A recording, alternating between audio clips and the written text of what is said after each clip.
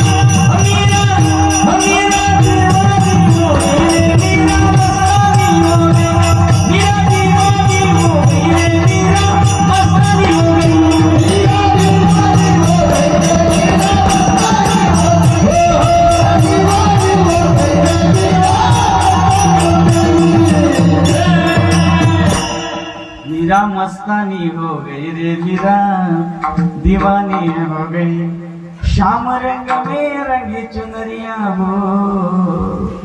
आणि जेव्हा त्या श्याम रंगामध्ये आणि त्या श्यामाचं नाव घेता घेता हे दोन्ही साजिरे आणि तेव्हा हे नाम साजिरे आहे त्या मीरेच्या मुखामध्ये होतं.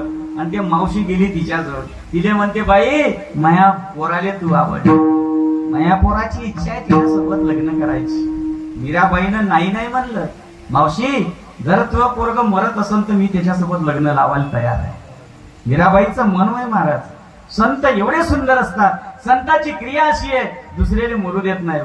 हो जगद्गुरु तुकाराम महाराजांना जे गोटोशी बाई होती ना ते दुसऱ्याचं लेकरू असून स्वतःचं लेकरू म्हणून घेतलं होतं. हे संताची क्रिया आहे.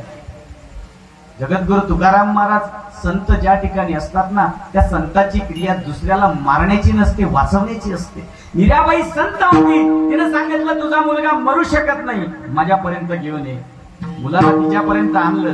सांगितलं बाळा तुला माझ्यासोबत लग्न करायचंय. म्हणे हा. का करायचंय? तू सुंदर आहे म्हणून. असं सुंदर आहे म्हणून माझ्याशी तू लग्न करणार आहे?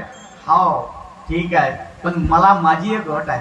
म्हणे कोणती आहे? मी तुझ्याशी लग्न करणार आहे पण तुला 21 दिवस पर्यंत या वडाच्या झाडाखाली बसायचं आहे आणि 21 दिवस पर्यंत कृष्ण कृष्ण म्हणायचं आहे. काय म्हणायचं आहे? कृष्ण कृष्ण म्हणायचं आहे. आणि जो व्यक्ती कृष्ण कृष्ण म्हणतो त्यालाच मी वरणार आहे. मी तुझ्याशी विवाह करणार आहे. रामकृष्ण हे दोन्ही साजिरे, रामकृष्ण नामे हे दोन्ही साजिरे. आणि या दोन साजिऱ्या नामाचं नाव जो कोणी घेईल तर मी त्याच्याशी विवाह करेल. तू करशील का?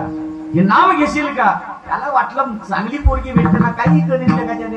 आता पोरं कशी आहे, चांगली पोरगी भेटली तर चांदवी लाके लावून घ्या म्हणते. काहीतरी हाय म्हणते बा ते चांदवी तोडके लावून घ्या. तुमच्या गावातले पोरं काय माहित म्हणते का नाही. तर सुंदर पोरगी भेटली की ते चांद आणते का तोडून?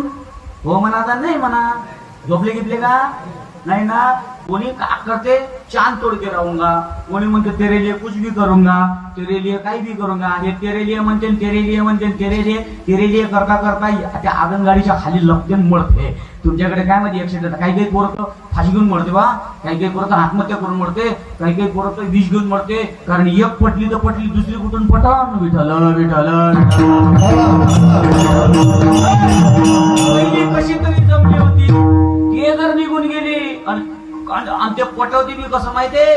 मोबाईल न पटते भाऊ. तुमच्याकडनं सण म्हणा पोरं मोबाईल न तुम्हाला माझ्या गोष्टी जर अशा खोट्या खराब लागत असत पण खरी परिस्थिती आहे. पैसा आहे जिथपर्यंत पोरगी संघ आहे, जिथपर्यंत पैसा आहे तिथपर्यंत पोरगी संघ आहे. अहो बायको बी संघ आहे. तुम्ही काम नका करू, बायको सोडून जाते. विठ्ठल